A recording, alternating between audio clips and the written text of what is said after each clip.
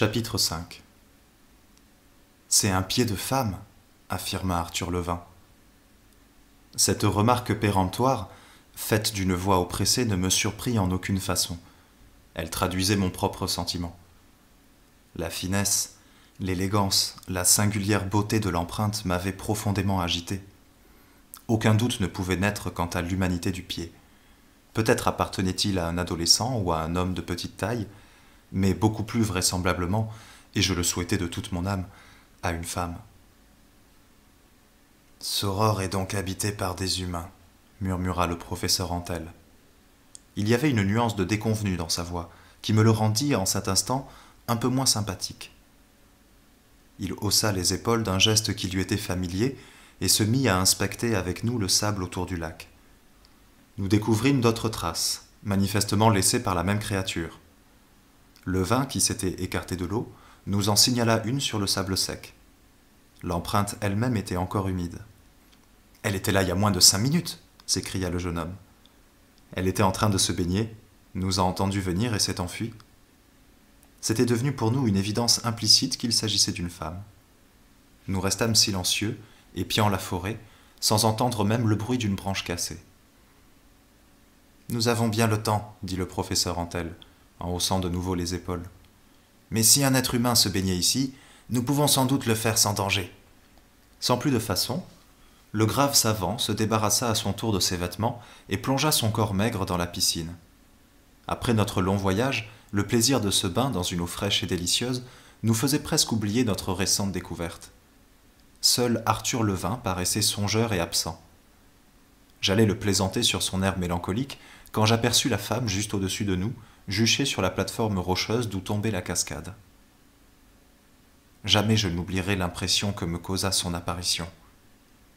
Je retins ma respiration devant la merveilleuse beauté de cette créature de Soror qui se révélait à nous, éclaboussée d'écume, illuminée par le rayonnement sanglant de Bételgeuse.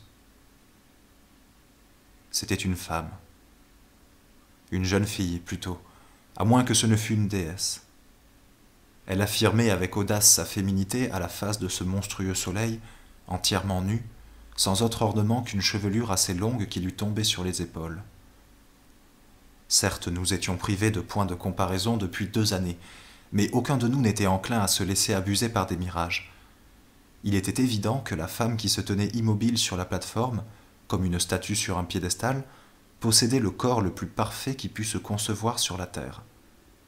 Levin et moi restâmes sans souffle, éperdus d'admiration, et je crois bien que le professeur Antel lui-même était touché. Debout, penché en avant, la poitrine tendue vers nous, les bras légèrement relevés en arrière dans l'attitude d'une plongeuse qui prend son élan, elle nous observait, et sa surprise devait égaler la nôtre. Après l'avoir contemplée un long moment, j'étais si bouleversé que je ne pouvais discerner en elle des détails. L'ensemble de sa forme m'hypnotisait. Ce fut après plusieurs minutes que je distinguai qu'elle appartenait à la race blanche, que sa peau était dorée plutôt que bronzée, qu'elle était grande, sans excès et mince. Ensuite, j'entrevis comme dans un rêve un visage d'une pureté singulière. Enfin, je regardai ses yeux. Alors mes facultés d'observation furent réveillées. Mon attention se fit plus aiguë et je tressaillis, car là, dans son regard, il y avait un élément nouveau pour moi. Là, je décelai la touche insolite, mystérieuse, à laquelle nous nous attendions tous dans un monde si éloigné du nôtre. Mais j'étais incapable d'analyser et même de définir la nature de cette étrangeté. Je sentais seulement une différence essentielle avec les individus de notre espèce. Elle ne tenait pas à la couleur des yeux, ils étaient d'un gris assez peu courant chez nous, mais non exceptionnel. L'anomalie était dans leur émanation. Une sorte de vide, une absence d'expression, me rappelant une pauvre démente que j'avais connue autrefois. Mais non, ce n'était pas cela, ça ne pouvait être de la folie. Lorsqu'elle s'aperçut qu'elle était elle-même un objet de curiosité, plus précisément lorsque mon regard rencontra le sien, elle parut recevoir un choc et se détourna brusquement, d'un geste mécanique aussi prompt que celui d'un animal apeuré. Ce n'était pas par pudeur d'être ainsi surprise. J'avais la conviction qu'il eût été extravagant de la supposer capable d'un tel sentiment. Simplement, Son regard n'aimait pas ou ne pouvait pas soutenir le mien. La tête de profil, elle nous épiait maintenant à la dérobée du coin de l'œil. « Je vous l'avais dit, c'est une femme !» murmura le jeune Levin.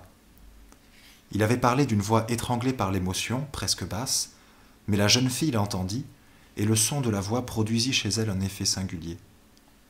Elle eut un mouvement de recul subit, si preste que je le comparais encore au réflexe d'un animal effaré, hésitant avant de prendre la fuite. Elle s'arrêta toutefois après avoir fait 2 pas en arrière, les rochers cachant alors la plus grande partie de son corps. Je ne distinguais plus que le haut de son visage et un œil qui nous épiait encore. Nous n'osions faire un geste, torturés par la crainte de la voir s'enfuir. Notre attitude la rassura. Au bout d'un moment, elle s'avança de nouveau au bord de la plateforme, mais le jeune Levin était décidément bien trop surexcité pour pouvoir tenir sa langue.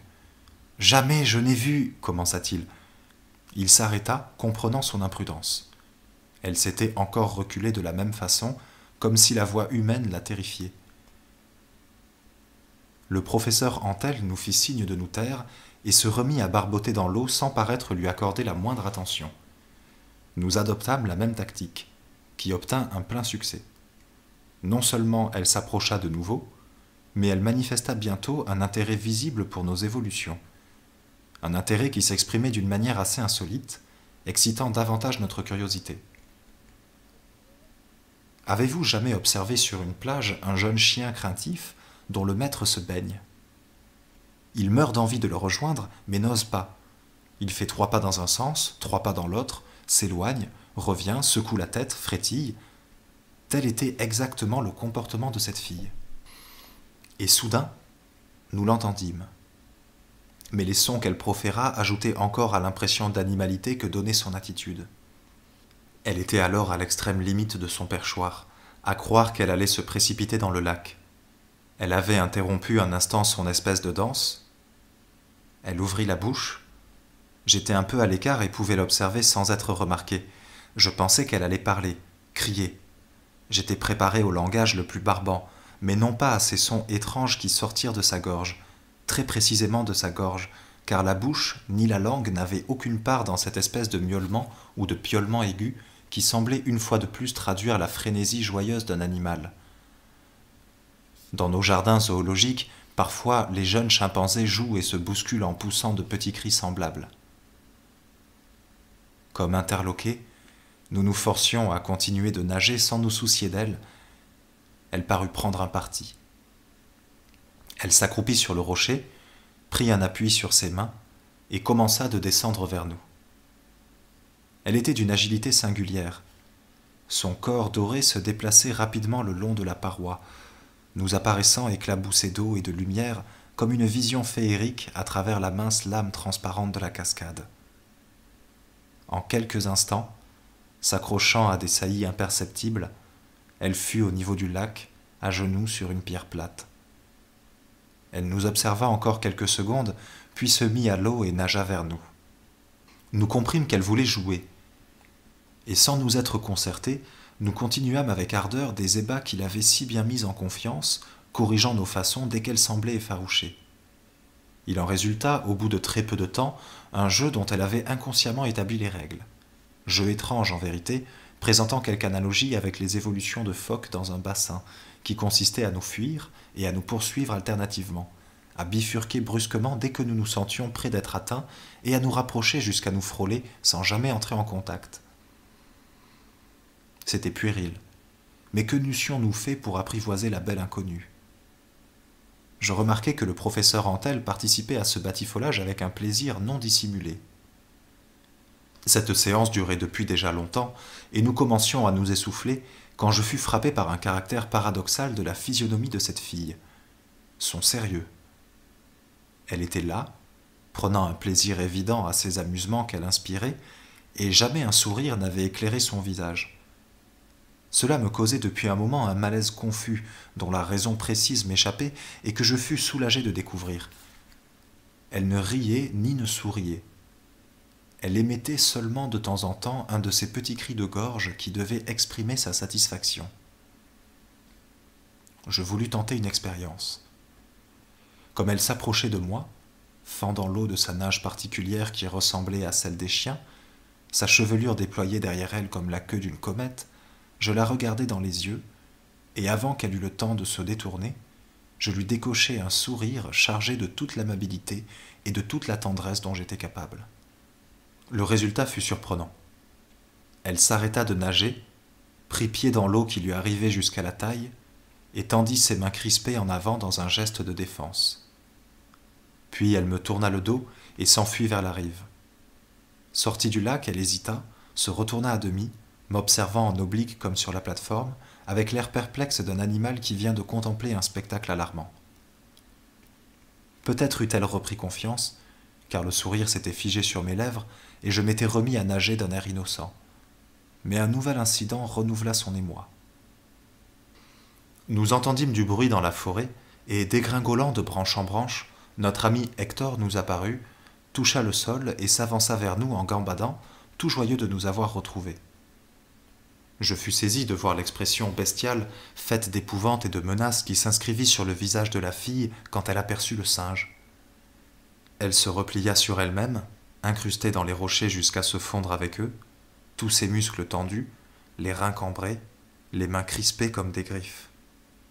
Tout cela pour un aimable petit chimpanzé qui s'apprêtait à nous faire fête. Ce fut lorsqu'il passa tout près d'elle sans la remarquer qu'elle bondit. Son corps se détendit comme un arc. Elle l'empoigna à la gorge et ferma ses mains autour du cou, pendant qu'elle immobilisait le malheureux dans l'étau de ses cuisses. Son agression fut si rapide que nous n'eûmes pas le temps d'intervenir. Le singe se débattit à peine. Il se raidit au bout de quelques secondes et tomba mort quand elle le lâcha. Cette radieuse créature, dans un élan romantique de mon cœur, je l'avais baptisée Nova, ne pouvant comparer son apparition qu'à celle d'un astre éclatant. Nova avait proprement étranglé un animal familier et inoffensif. Quand, revenus de notre stupeur, nous nous précipitâmes vers elle, il était bien trop tard pour sauver Hector. Elle tourna la tête vers nous comme si elle allait faire front, les bras de nouveau tendus en avant, les lèvres retroussées, dans une attitude menaçante qui nous cloua sur place. Puis elle poussa un dernier cri aigu, qui pouvait être interprété comme un chant de triomphe ou un hurlement de colère, et s'enfuit dans la forêt. En quelques secondes, elle disparut dans la broussaille qui se referma sur son corps doré, nous laissant interdits au milieu de la jungle redevenue silencieuse.